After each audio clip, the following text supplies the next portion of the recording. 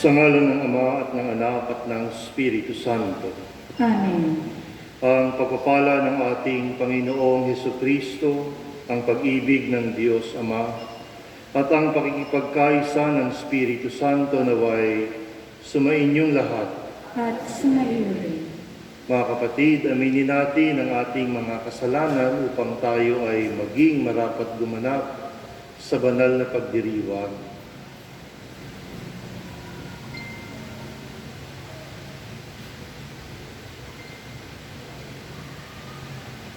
Inaamin ko sa makapangyarihang Diyos at sa inyo, mga kapatid, na lubha akong nagkasala sa isip, salita, sa gawa, at sa aking pagkukulang.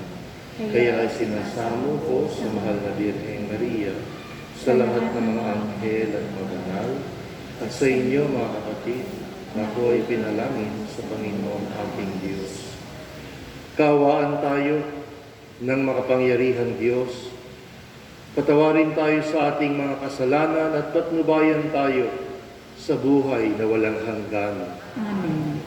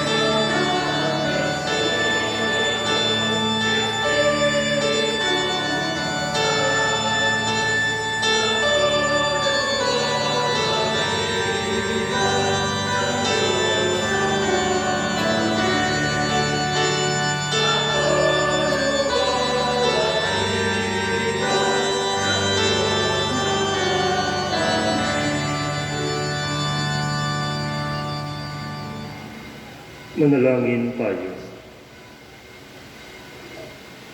Ama naming makapangyarihan, niloob mo ang iyong salita na ibinalita ng anghel ay maging taong totoo sa sinapupunan ng mahal na Birhen. Ipagkaloob mo na kaming sumasampalatayang siya ay ina ng Diyos, ay matulungan niyang dumalangin sa iyo sa pamamagitan ni Jesucristo kasama ng Espiritu Santo, magpasawalang hanggan. Amen.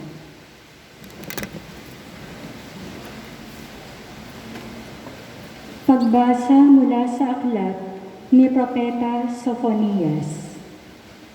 Umawit ka ng malakas, lungsod ng Sion. Sumigaw ka, Israel. Magalak ka ng lubusan, lungsod ng Jerusalem. Ang mga nagpaparusa sa iyo ay inalis na ng Panginoon at itinapon niya ang inyong mga kaaway. Nasa kalagitnaan mo ang Hari ng Israel, ang Panginoon. Wala nang kasawiang dapat pang katakutan. Sa araw na yaon ay sasabihin sa Jerusalem, huwag kang matakot, Sion. Huwag manghina ang iyong loob. Nasa piling mo ang Panginoong iyong Diyos. Parang bayaning nagtagumpay, makikigalak siya sa iyong katuwaan. Babaguhin ka ng kanyang pag-ibig, at siya'y masayang aawit sa laki ng kagalakan, gaya ng nagdiriwang sa pista. Ang salita ng Diyos. Panginooy papurihan ng tapat niyang sambayanan. Ang Panginoong Diyos ay pasalamatan, tugtugin ang alpat, awit ay saliwan. Isang bagong awit, awiting malakas, kasaliwang tugtog ng alpang marilab. Panginooy papurihan ng tapat niyang sambayanan. Ngunit ang mga panukala ng Diyos ay mamamalagit walang pagkatapos. Mapalad ang bansang Panginooy Diyos, mapalad ang bayang kanyang ibinukod. Panginooy papurihan ng tapat niyang sambayanan. Ang ating pag-asa'y nasa Panginoon. Siya ang sanggalang natin at katulong. Dahilan sa Kanya, kami natutuwa. Sa Kanyang ngalan ay nagtitiwala. Panginooy papurihan ng tapat niyang sambayanan.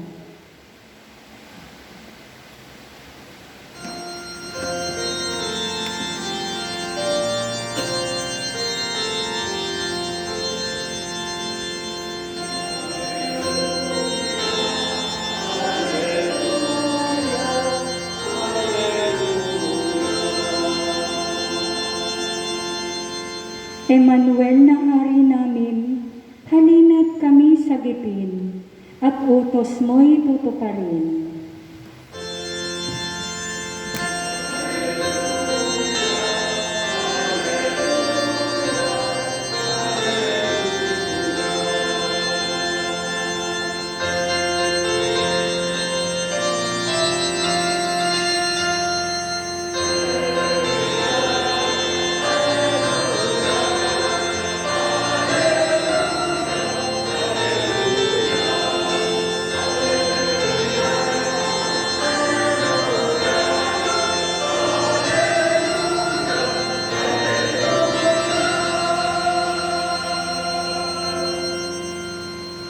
Sumainyo ang Panginoon.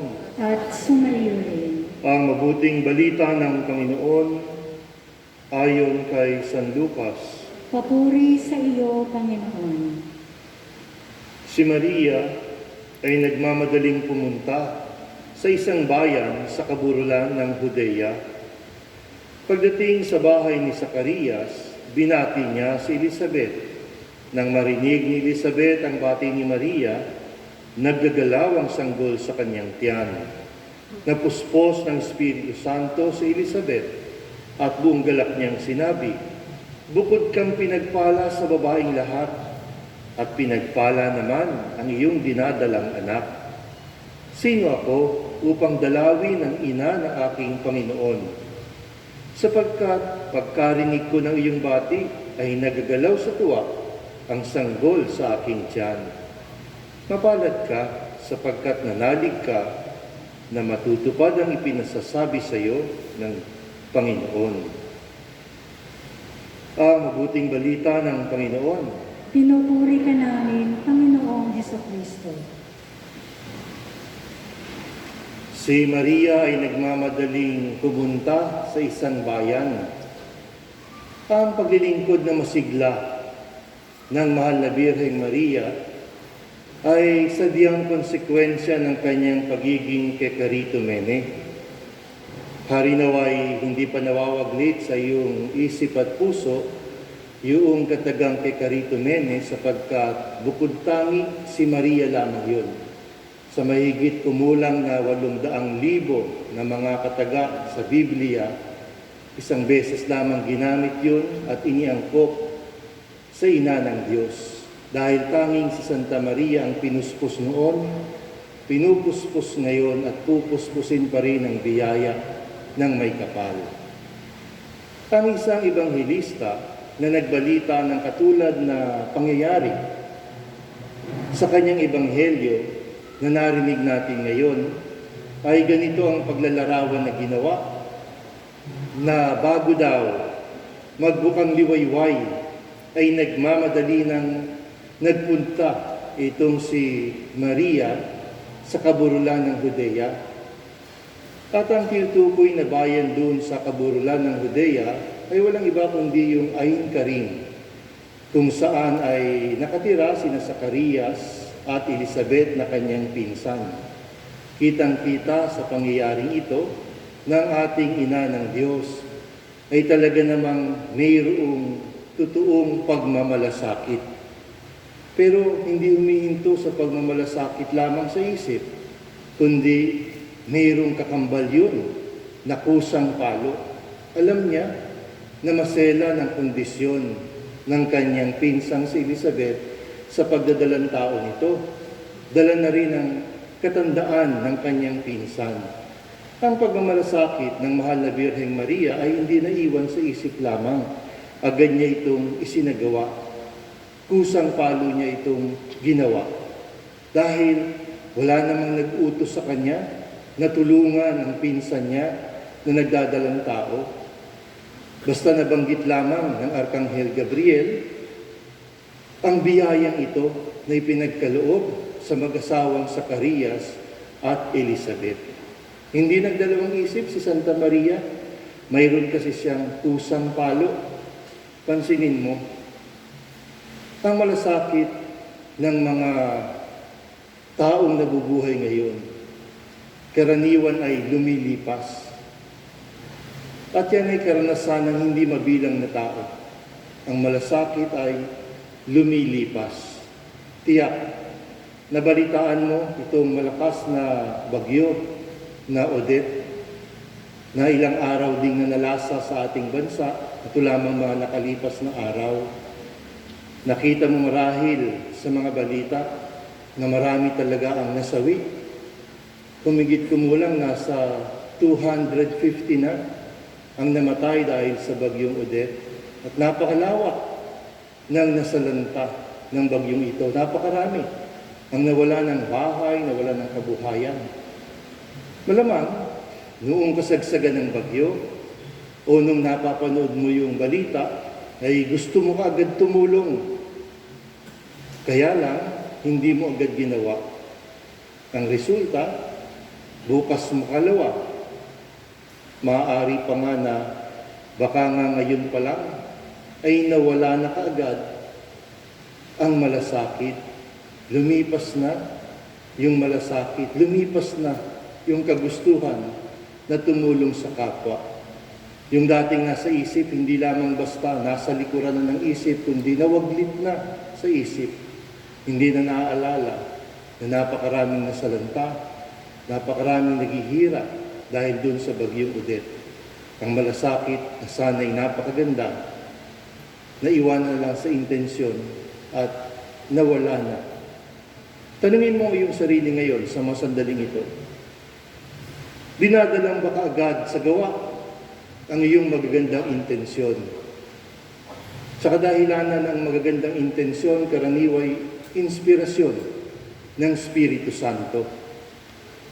O baka naman nahuhulog ka na lamang sa wishful thinking na ang laman ng puso ay sana mapabuti sila, pero hindi ka naman gumagawa ng kahit na anong paraan para maibsan sila ng pasanin. Si Maria ay hindi nagdahilan na siya'y buntis din sa mga sandaling iyon. Hindi rin nga niya inisip na problemang napakalaki yung biyahe na nag-iisa patungo doon sa bahay ni na Elizabeth.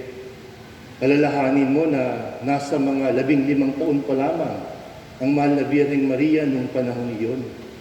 At yung kanyang lalakbayin ng palakad ay may layo na mga 4 na araw sa bulubundukin at mahirap na daan, buhat doon sa Nazaret. Gayon, yung parang napakalaking hadlang sa kanya.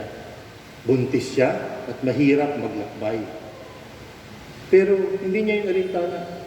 Bagkus magap siyang kumilos, hindi siya nagsayang ng oras, inilaan ang sarili para sa masayang paglilingkod. Hindi naiwan sa magandang intensyon lamang, hindi naiwan sa isip yung kanyang pagmamalasakit. Kusang palo niya itong ginawa. Ganyan ang biyayang pinagyayaman. Talaga namang nagdadala ng ginhawa doon sa natutulungan. Ang hirap at sakripisyo na kailangan suungin ay wala sa bokabularyo ng mga taong mayroong totoong pagmamalasakit at mayroong kusang palo na pagtulong. Sa gayong paraan ay talagang bigyang daan na makapaglingkod sa may lalang at sa kapwa niya nilalang. Unawain mo na iyong kaluluwa ay nilikha na kawangis ng may lalang.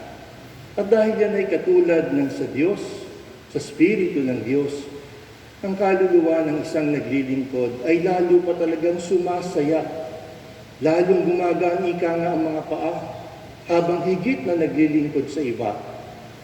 Kaya yung pagod, yung sakripisyo, hindi yan alintana. Sabi nga sa unang pagbasa na yung narinig kanina, makikigalak ang Panginoon sa iyong katuwaan. Babaguhin ka ng kanyang pag-ibig at siya'y masayang aawit sa laki ng kagalakan. Kagabi ay tinukoy natin ang bati ng Arkanghel Gabriel na Kyrie. At yung Kyrie ay isang salitang ugat sa katagang charis, ng ibig sabihin nga ay biyaya. Galing ang salitang Kyrie sa katagang kara, ng ibig sabihin naman ay ligaya. Ang salitang karismatiko ay kapwa galing doon sa dalawang salita na Kyrie at kara. Talagang mayroong mahigpit na ugnayan na hindi pwedeng paghiwalayin. Itong biyaya, paglilingkod at galak. Kapag katotoo ang paglilingkod, dulot ng biyaya, imposibleng hindi magalak. At yung taong talagang nagagalak, dahil siya'y nakapaglingkod, bunga ng biyaya. Tama tumanggap ng biyaya, halimbawa, ng sakramento ng orden, yung mga pare. Yung biyaya na yun, kaya pinagkaloob sa kanila, ay upang maglingkod. At sa pamagitan ng kanilang ginagampanan, yung kanilang paglilingkod, sa pakikibahagi nila, sa pagkapari ng Panginoong Kristo, sa tinagurian na ministerial priesthood, ay nagkakaroon sila ng kagalakan. Isipin mo, sa katapatan, sa paglilingkod ng mga pari, sa pagsasabuhay ng pagkapari ng Panginoong Kristo, ay kinakabit nila yung galak. Pero hindi lamang sila ang talagang nakikinabang sa galak na yun. kundi yung natulungan, yung tumanggap ng biyaya sa pamagitan nila, ay talaga namang nagkakaroon ng ginhawa at kagalakan sa buhay. Ang mga konsagradong tao naman ay tinawag ng Diyos upang italaga ang kanilang sarili sa sukdulang pagsasabuhay ng evangelical counsels of chastity, poverty, and obedience. Sila ay nagpapatunay sa ibabaw ng mundo at nagpapatotoo sa sangkalupaan sa pamagitan ng kanila mismong personal na pamumuhay na sakdal ang ligaya sa langit.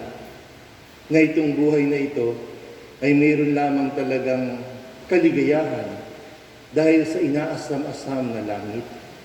Samantala, ang mga laiko ay tumanggap din ng biyayang karismatiko buhat sa Espiritu Santo. Ang mga laiko, katulad ninyong lahat, na bumubuo sa malaking bahagi ng katawan ni Kristo, ay nakikibahagi naman sa tinatawag na essential o common priesthood ng ating Panginoong Jesucristo. Itong tinatawag na essential priesthood na mayroon ng bawat isa ay pakikibahagi ng bawat binyagan sa pagkapari, pagkapropeta, at pagkahari ng ating Panginoong Hesus. Alalaong baga, ikaw ay mayroon kang kakayanan para makapamuhay katulad ng tagapagligtas.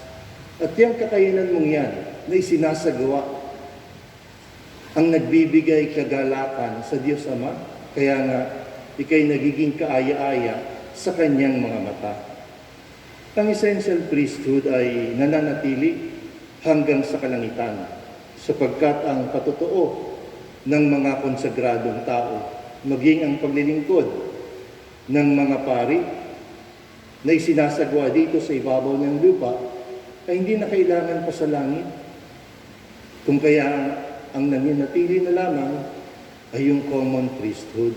Pahalagan mo ang tinanggap mong pakikibahagi kay Kristong Hari, Pari at Propeta. Makita nawa sa iyong pagsasabuhay ng iyong essential priesthood ang pakikilakbay na nakikipag-ugnayan. Sa gayon, magkasama at talaga namang magkatuwang na marating nating lahat ang iisa nating destino. Saan ba? Kahit iba't ibang pinanggalingan natin, kung tutuusin, iisa ang ating destino. Dahil ang totoo, isa lang naman talaga ang pinanggalingan natin, ang Diyos. At yun din, Diyos din, ang patunguhan ng lahat. Manikluhod ka sa mahal na Birheng Maria sa loob ng ating misa novena. Sa gayong paraan, mailapat na yung dalawang pangunahing adhikain ng simbang gabi para lahat ng tao, simula sa mga taga-Paite, ay talagang kilalanin na ang Panginoong Jesucristo at ang simbahan na kanyang itinatag. Ang isinasagawa ngayon halimbawa ng simbahang universal na Synod on Synodality ay angkop na daan upang kamtin natin ng mas mabilis ang dalawang pangunahing adhikain ng simbang gabi. Ano ba yung dalawang pangunahin? Kung ating alalahanin ngayon, ang panatilihin mo ang pananampalataya, yun ang una. Pangalawa, ang palawigin o palaganapin mo ito buhat sa iyong puso, sa iyong kapwa. Kapag ka nangyari yun, ay talaga namang mapangyayari din nating lahat na magkaroon na dito sa Paite ng isang basic humane community. At hindi lamang basta basic ecclesial community o BEC, bigyan tuwang mo ang mabungang dialogo para sa kabutihang panglahat. Huwag kang magsasarado ng tenga sa kahit na kanino at huwag ka rin magtataas ng boses sa kahit na kanino. Maging mabunga ang iyong dialogo. Ang resulta niyan sa ating pamayanan ay ang simula ng pagkakaroon ng makabuluhan at magiging mabunga din naman na basic humane community.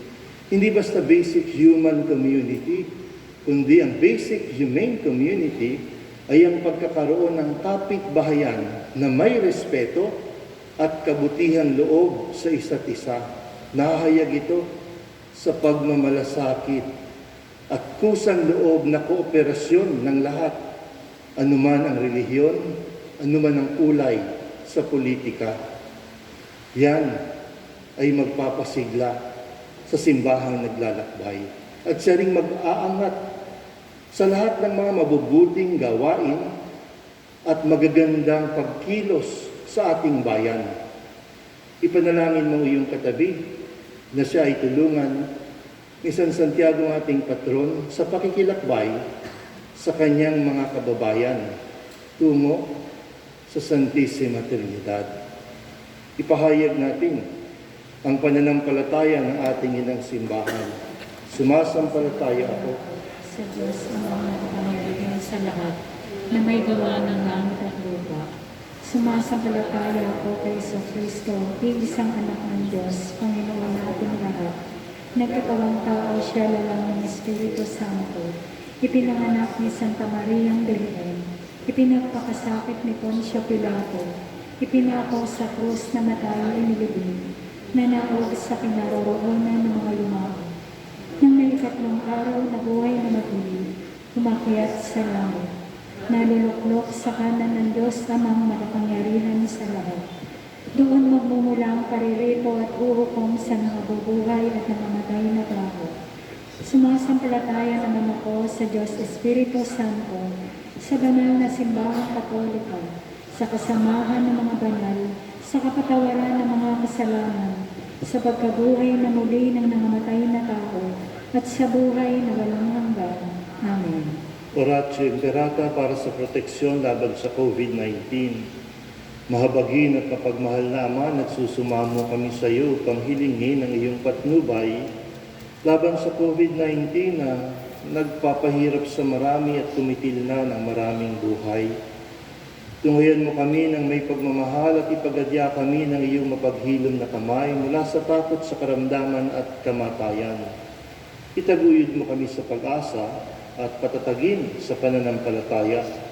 Gabayan mo mga dalubhasang na atasan na tumuklas ng mga lunas at paraan upang ihinto ang paglaganap nito.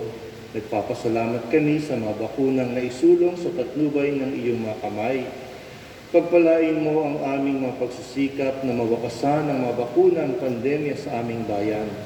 Patnubayan mo ang mga lumilingap sa may sakit upang kanilang pagkalinga ay malaki pa ng husay at malasakit. Pagkalooban mo siyang kalusugan sa isip at katawan, katatagan sa kanilang paninindigang maglingkod at ipagsanggalang sa anumang karamdaman. Itinataas namin ang mga nagdurusa, nakamtanawa nilang mabuting kalusugan. Lingapin mo rin ang mga kumakalinga sa kanila, pagkamitin mo ng kapayapaang walang hanggan ang mga pumanaw na. Pagkalooban mo kami ng biyaya na magtulong-tulong tungo sa ikabubuti ng lahat. Bukawin mo sa amin ang pagmamalasakit sa mga nangangailangan. Sa pagdamay at malasakit namin sa bawat isa, malalampasan namin ang krisis na ito at lalago sa kabanalan at pagbabalik loob sa iyo. Hinihiling namin ito sa pamamagitan ng Jesucristo, na nabubuhay at naghaharing kasama mo at ng Espiritu Santo, isang Diyos, magpasawalang hanggan. Amen. Dumudulog kami sa iyong patnubay, mahal na Ina ng Diyos. Pakinggan mo ang aming mga kahilingan sa aming pangailangan at ipagadya mo kami sa lahat ng kasamaan, maluwalhati at pinagpalang Birhen. Amen. Mahal na Birhen ng Fatima, mapagpagaling sa may sakit. Ipanalangin mo kami. San Jose, Ipanalangin mo kami. San Rafael Arcangel, Ipanalangin mo kami. San Roque, Ipanalangin mo kami. San Lorenzo Ruiz, Ipanalangin mo kami. San Pedro Calungsod, Ipanalangin mo kami. San Pablo ng Ermitaño, Ipanalangin mo kami. San Santiago ang aming patron. Ipanalangin mo kami.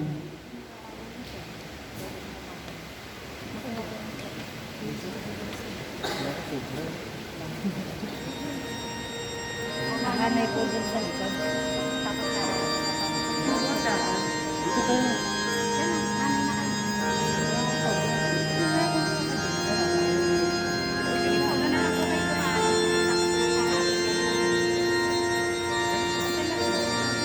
Hintayin na lang doon sa gitna.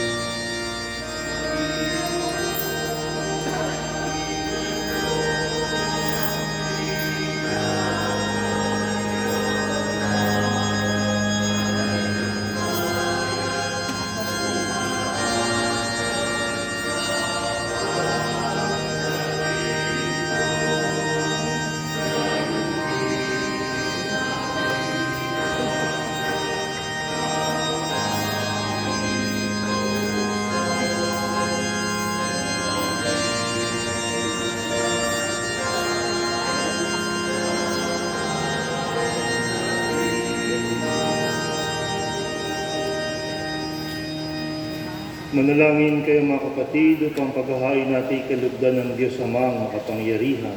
Tanggapin nawa ng Panginoon itong paghahain sa iyong mga kamay, sa kapurihan niya at karangalan, sa ating kapakinabangan, at sa buong sambayanan niyang banal. Ama naming lumikha, ang mga alay naming nakahain sa iyong dambana ay pabanalinawa ng paglukob ng banal na Espiritu na pumuspo sa sinapupunan ng mahal na Birheng Maria upang magdalang tao at magsilang sa iyong anak na siyang namamagitan magpasawalang hanggan. Amen.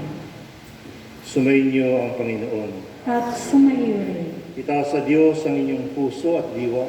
Itinaas na namin sa Panginoon. Pasalamatan natin ang Panginoong ating Diyos. Marapat na siya ay pasalamatan. Ama naming makapangyarihan, tunay ngang marapat na ikaw ay aming pasalamatan sa pamamagitan ni Jesucristo na aming Panginoon. Ang pagsusugo mo sa Kanya ay ipinahayag ng lahat ng mga propeta. Ang pagsilang niya ay pinanabika ng mahal na Birheng, kanyang inang tunay, sa kapangyarihan ng Espiritong Banal. Ang pagdating niya inilahad ni San Juan Bautista sa kanyang pagbibinyag. Ngayon na pinaghahandaan namin ang maligayang araw ng kanyang pagsilang, kami ay nananabik at nananalangin na lubos na makaharap sa kanyang kadakilaan. Kaya kaisa ng mga anghel na nagsisiawit ng papuri sa iyo, nang walang humpay sa kalangitan, kami nagbubunyi sa iyong kadakilaan.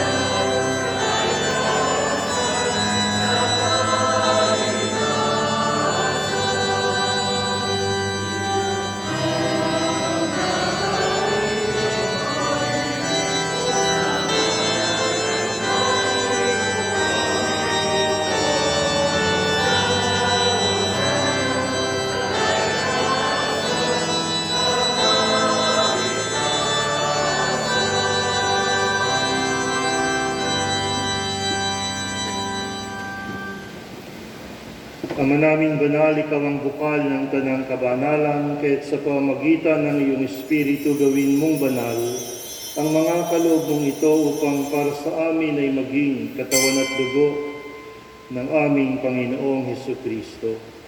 Bago niya pinagtiis ang kusang loob na maging handog, hinawakan niyang tinapay, pinasalamatan kanya. Pinaghati-hati niya yun, iniabot sa kanyang mga lagad at sinabi, tanggapin ninyong lahat ito at kanin. Ito ang aking katawan na ihahandog para sa inyo.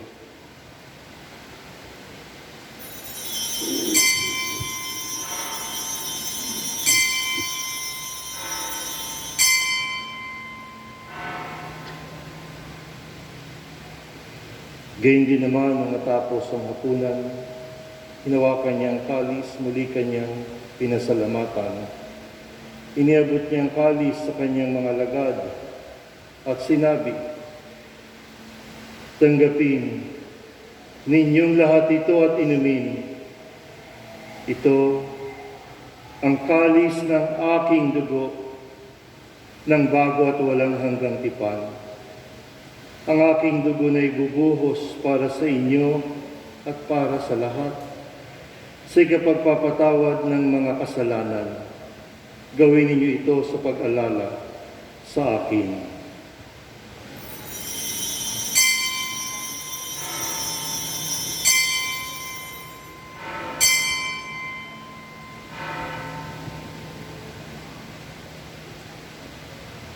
Ipagbunyi natin ang misteryo ng pananampalataya.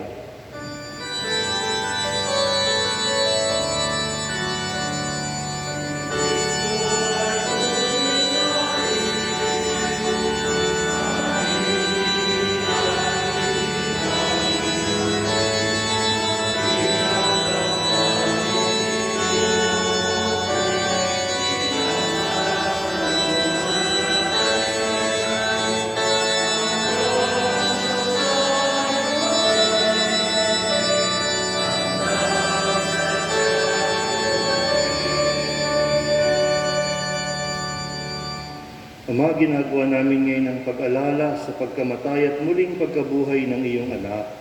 Kaya't iniaalay namin sa iyo ang tinapay na nagbibigay buhay at ang kalis na nagkakaloob ng kaligtasan. Kami nagpapasalamat dahil kami yung minarapat na tumayo sa harap mo para maglingkod sa iyo. Isinasamo namin kaming magsasalo-salo sa katawan at dugo ni Kristo ay mabuklod sa pagkakaisa sa pamamagitan ng Espiritu Santo. Ama, lingapin mo yung simbahang laganap sa buong daigdig. Puspusin mo kami sa pag-ibig kaysa ni Francisco, naming Papa, at ni Benaventura, naming Obispo, at ng Tanang Kaparian. Alalahanin mo rin ang mga kapatid naming nahimlay ng may pag-asa na sila'y muling mabubuhay, gayon din ang lahat ng mga pumanaw, kaawaan mo sila at patuloyin sa iyong kaliwanagan. Kaawaan mo at pagindapatin kaming lahat na makasalo sa iyong buhay na walang wakas. Kaysa ng mahal na Birheng Maria na ina ng Diyos, ng kabiyak ng puso niyang si San Jose, kaysa ng mga apostol at ng lahat ng mga banal na namuhay dito sa daigdig ng kalugod-lugod sa iyo, na ipagdiwang nawa namin ang pagpupuri sa ikararangal sa pamagitan ng iyong anak, naming Panginoong Hesukristo.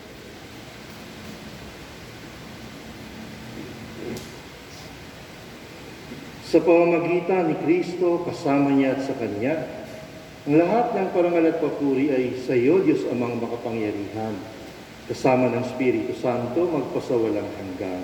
Amen.